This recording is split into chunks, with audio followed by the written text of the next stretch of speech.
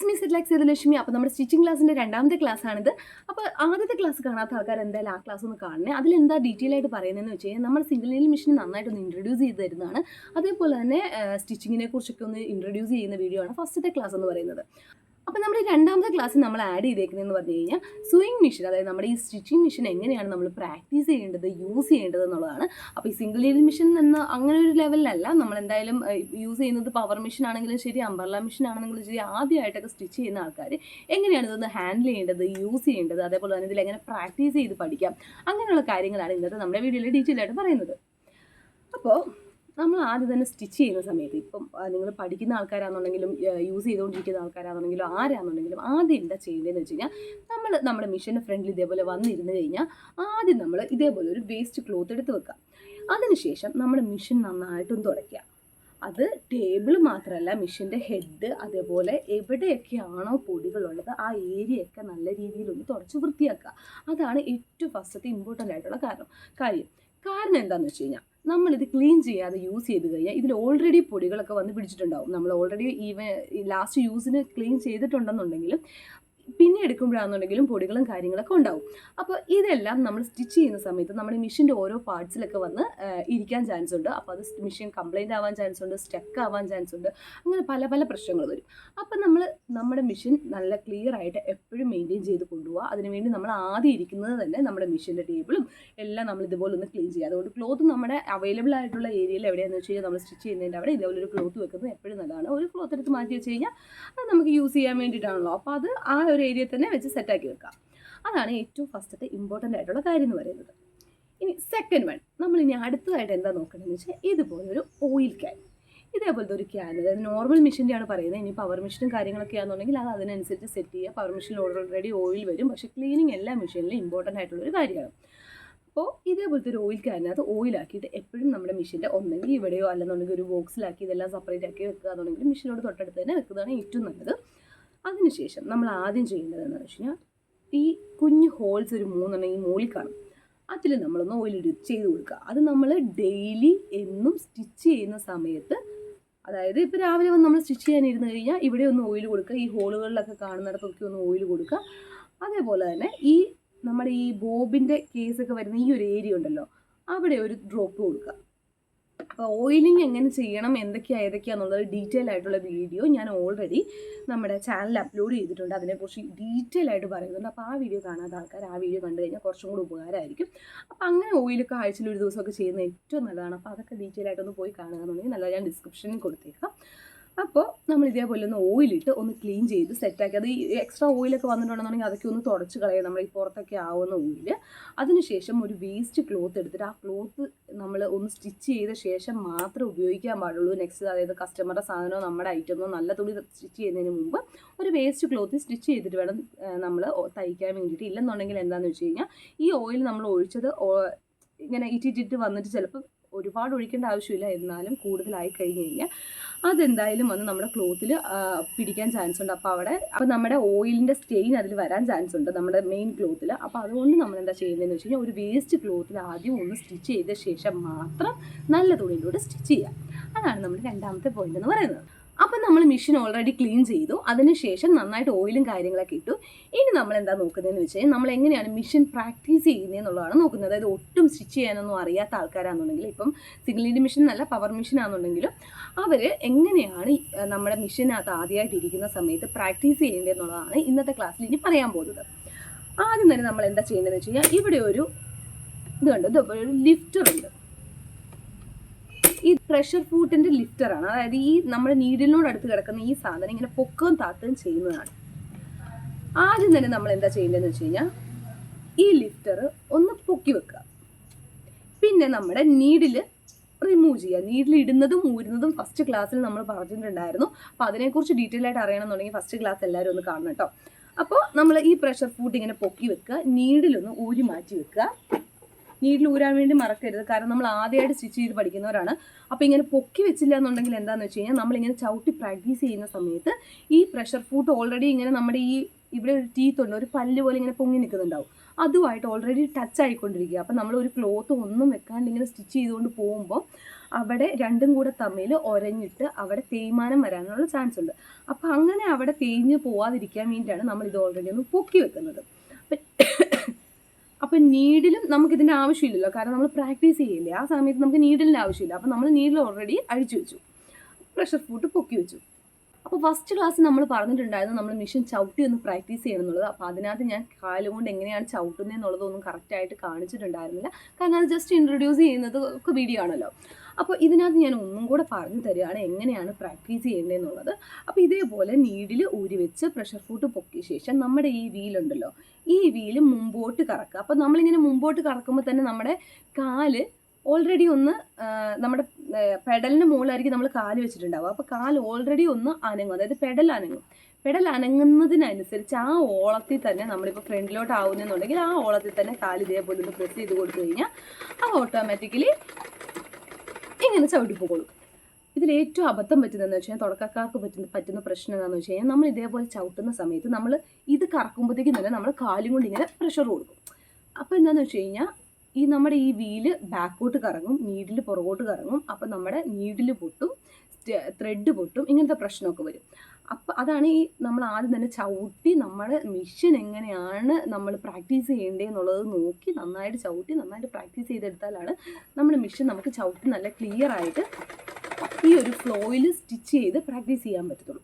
അപ്പോൾ നമ്മൾ ആദ്യം തന്നെ ഇതേപോലെ നന്നായിട്ട് ചവിട്ടി തയ്ക്കാൻ വേണ്ടി പഠിക്കണം. അതിന് വേണ്ടിയിട്ട് ഞാനിപ്പോൾ പറഞ്ഞ രീതിയിൽ വീല് നമ്മളിങ്ങനെ കറക്കുക. ആദ്യം വീലിങ്ങനെ നമ്മൾ കറക്കുമ്പോൾ നമ്മുടെ കാല് ഓട്ടോമാറ്റിക്കായിട്ട് കാലൊന്നും പ്രഷറൊന്നും കൊടുക്കണ്ട.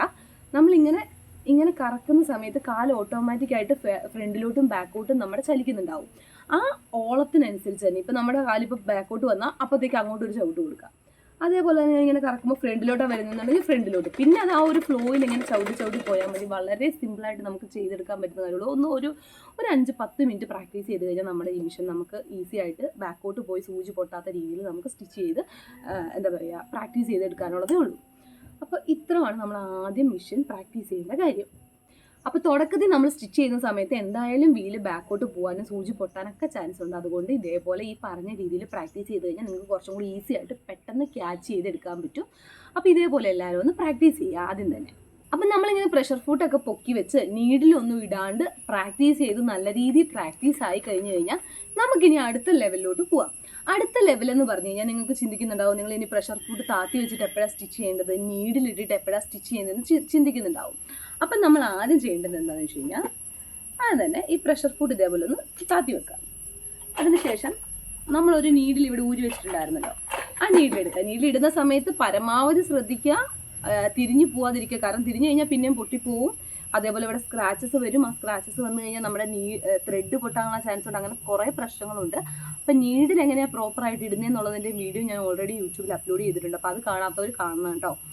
അപ്പോൾ ഫസ്റ്റ് വീഡിയോ കാണാത്തവർ അതിനകത്താണെന്നുണ്ടെങ്കിലും ഡീറ്റെയിൽ ആയിട്ട് നീഡിൽ ഇടുന്നതും ഊരുന്നതും എല്ലാം ഞാൻ കൊടുത്തിട്ടുണ്ട്. അപ്പോൾ അത് ഫസ്റ്റത്തെ ക്ലാസ് കേട്ടോ, ഫസ്റ്റത്തെ ക്ലാസ് കാണുക.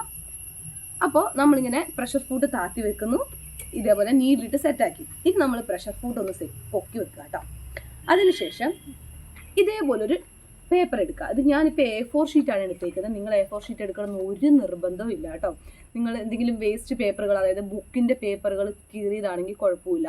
അതേപോലെ തന്നെ ന്യൂസ് പേപ്പർ എടുത്താലും പ്രശ്നമില്ല. ഞാൻ നിങ്ങൾക്ക് ക്ലിയർ ആയി കാണാൻ വേണ്ടിയിട്ടാണ് A4 ഷീറ്റ് നല്ലത് എടുത്തത്. അപ്പോൾ നിങ്ങൾക്ക് നിങ്ങളുടെ കയ്യിൽ അവൈലബിൾ ആയിട്ടുള്ള പേപ്പർ എടുക്കുക. അതിനുശേഷം നമ്മൾ ഈ പേപ്പറിലാണ് ആദ്യം സ്റ്റിച്ച് ചെയ്ത് പഠിക്കുന്നത്. അപ്പം നമുക്ക് നീഡിൽ നമ്മൾ ഇട്ടിട്ടുള്ളതുകൊണ്ട് നമ്മൾ സ്റ്റിച്ച് ചെയ്യുന്ന സമയത്ത് ഈ നീഡിലിൻ്റെ ത്രെഡ് ഒന്നും ഇടേണ്ട ആവശ്യമില്ല. ഈ നീഡിലിൻ്റെ ഹോൾസ്, അതായത് നീഡിൽ ഇങ്ങനെ കയറി ഇറങ്ങുമ്പോൾ നമ്മുടെ പേപ്പറിൽ ഹോൾസ് വരും. അപ്പം നമുക്ക് സ്റ്റിച്ചസ് പോകുന്നത് നമുക്ക് കാണുമ്പോൾ തന്നെ മനസ്സിലാവും, ആ സ്റ്റിച്ച് കറക്റ്റായി വരുന്നുണ്ടോ ഇല്ലയോ, അല്ലെങ്കിൽ വളഞ്ഞ് പൊളഞ്ഞാണോ പോകുന്നതെന്നൊക്കെ നമുക്ക് മനസ്സിലാവും. അപ്പം നമ്മൾ ആദ്യം എന്താ ചെയ്യുന്നതെന്ന് വെച്ച് കഴിഞ്ഞാൽ ഇതേപോലെ പേപ്പർ എടുത്തിട്ട് ഈ പേപ്പർ ഇങ്ങനെ വെക്കുക. നമുക്കൊരു ലക്ഷ്യം ഉണ്ടാവണം, ഇതിലേ കൂടെയാണ് സ്റ്റിച്ച് ചെയ്യേണ്ടതെന്നുള്ളത് നമ്മുടെ മനസ്സിലൊന്ന് കണ്ടിട്ട് വേണം ആദ്യം സ്റ്റിച്ച് ചെയ്യാൻ. എന്നിട്ട് പ്രഷർ ഫുഡ് ഇതേപോലെ താത്തി വെച്ചിട്ട് നമ്മൾ ആദ്യം ഇങ്ങനെ പ്രാക്ടീസ് ചെയ്തപ്പോൾ സ്റ്റിച്ച് ചെയ്തില്ലേ, അതേപോലെ തന്നെ ഇതേപോലെ വീല് കറക്കിയിട്ട് ഇങ്ങനെ സ്റ്റിച്ച് ചെയ്യാം.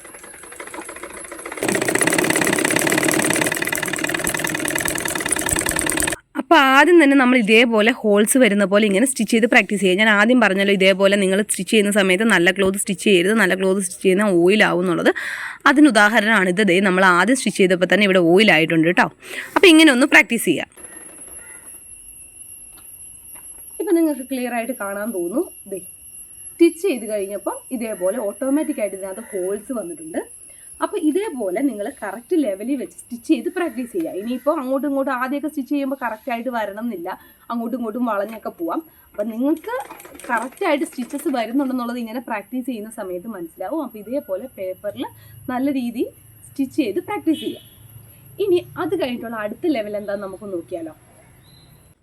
ഇനി ഞാൻ ആ A4 ഷീറ്റ് മാറ്റി വെച്ച ശേഷം അതുപോലെ തന്നെ ഒരു പേപ്പർ പീസ് എടുത്തിട്ടുണ്ട്. പക്ഷേ ഇതിലെന്താ പ്രത്യേകത എന്ന് വെച്ച് കഴിഞ്ഞാൽ ഇതിനകത്ത് നമ്മൾ ഓൾറെഡി ലൈൻസ് ഇട്ടിട്ടുണ്ട്. അതായത് ഒരു സ്കെയിൽ എടുത്തിട്ട് ആ സ്കെയിൽ വെച്ചിട്ട് നമ്മൾ കറക്റ്റായിട്ട് ഒരു മെഷർമെൻറ്റിൽ വളഞ്ഞൊന്നും പോവാതെ സ്കെയിൽ വെച്ച് തന്നെ പരമാവധി വരയ്ക്കുക കേട്ടോ. സ്കെയിൽ വെച്ചിട്ട് കറക്റ്റായിട്ട് ലൈൻസ് വരയ്ക്കുക. ഞാൻ ഒരു 1 ഇഞ്ച് ഗ്യാപ്പ് ഒരു സ്കെയിലിൻ്റെ അളവ് വെച്ചാൽ അതിനൊന്നും കാര്യമൊന്നുമില്ല. അതൊക്കെ നിങ്ങളുടെ ഇഷ്ടം അനുസരിച്ച് എങ്ങനെയാണെന്ന് വെച്ചാൽ വരച്ചോ, പ്രശ്നമില്ല. ഇങ്ങനെ സ്കെയിൽ വെച്ചിട്ട് നമ്മൾ വരച്ച ശേഷം ഈ പേപ്പർ എടുത്തിട്ട് നമ്മൾ ഈ പ്രഷർ ഫുഡിൻ്റെ ഇവിടെ കറക്റ്റായിട്ട് വെക്കുക, ആ ലൈനിൻ്റെ അവിടെ കറക്റ്റായിട്ട് വെക്കുക. അതിനുശേഷം നമുക്കിത് സ്റ്റിച്ച് ചെയ്യാം. പ്രഷർ ഫുഡ് ഇങ്ങനെ പൊക്കിയിട്ട് ഓരോ ലൈൻസും കറക്റ്റായി ഈ നീഡിലിൻ്റെ ഇവിടെ വെച്ചിട്ട് പ്രഷർ ഫുഡ് താത്തുക. എന്നിട്ട് നമ്മൾ നേരത്തെ സ്റ്റിച്ച് ചെയ്ത പോലെ തന്നെ നമുക്ക് സ്റ്റിച്ച് ചെയ്ത് പ്രാക്ടീസ് ചെയ്യാം.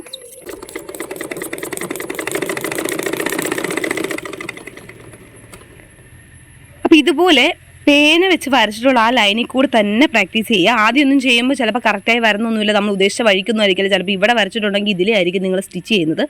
അതൊന്നും പ്രശ്നമില്ല, നമ്മൾ പ്രാക്ടീസ് ചെയ്യുന്നതിലൂടെ അതിലൂടെ നമുക്ക് എത്താൻ പറ്റും.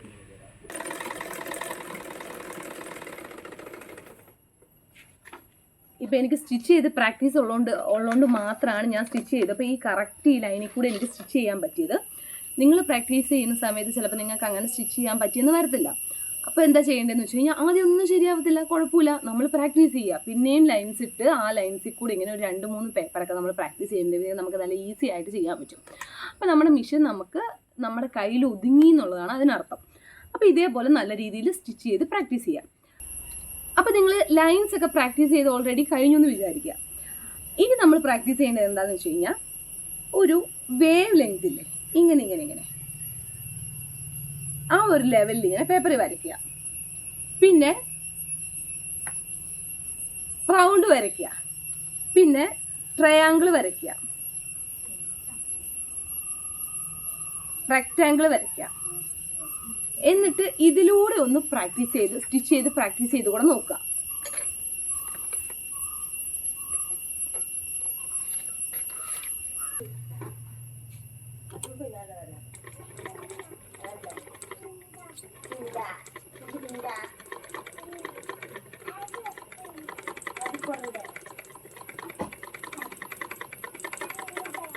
ഇപ്പം ഞാൻ ചെയ്ത പോലെ ഇങ്ങനെ വളച്ച് സ്റ്റിച്ച് ചെയ്യാന്നുണ്ടെങ്കിൽ ഈ കേവ് നമുക്ക് അടിപൊളിയായിട്ട് സ്റ്റിച്ച് ചെയ്തെടുക്കാൻ പറ്റും.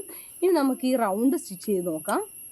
ഇതൊക്കെ നിങ്ങൾക്ക് ഇനി ക്ലോത്തിലും ഞാൻ പ്രാക്ടീസ് ചെയ്ത് തരുന്നതായിരിക്കും. അപ്പോൾ ഇതേപോലെ പേപ്പറിൽ പ്രാക്ടീസ് ചെയ്താൽ അത് കുറച്ചും കൂടി ഈസി ആയിരിക്കും നിങ്ങൾക്ക് കേട്ടോ.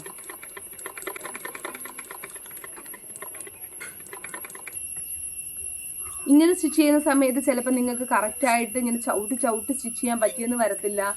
അപ്പോൾ ഇത് ഇങ്ങനെ തിരിച്ച് പതുക്കെ സ്റ്റിച്ച് ചെയ്യണം. ചിലപ്പോൾ നിങ്ങൾക്ക് റെഡി ആയെന്നേ വരത്തില്ല. എന്നാലും പ്രാക്ടീസ് ചെയ്ത് നല്ല ലൈൻസിലൂടെ കറക്റ്റായിട്ട് പ്രാക്ടീസ് ചെയ്തിട്ടുള്ള ആൾക്കാർ ഇതേപോലെ പതുക്കെ ഇതിനകത്തൂടെ ഇങ്ങനെ ചവിട്ടി ഒന്ന് പഠിക്കുക. കാരണം ഇത് നമുക്ക് ഇമ്പോർട്ടൻ്റ് ആയിട്ടുള്ള കാര്യമാണ്. കാരണം നമ്മൾ ഓരോ കുർത്തി അല്ലെങ്കിൽ ബ്ലൗസ് കാര്യങ്ങളൊക്കെ തയ്ക്കുന്ന സമയത്ത് നമ്മുടെ നെക്കിൻ്റെ ഡിസൈനൊക്കെ വരുന്ന സമയത്ത് നമുക്ക് ഇതേപോലത്തെയും പ്രാക്ടീസ് ഉണ്ടെന്നുണ്ടെങ്കിലാണ് അതൊക്കെ ചെയ്യാൻ പറ്റുള്ളൂ.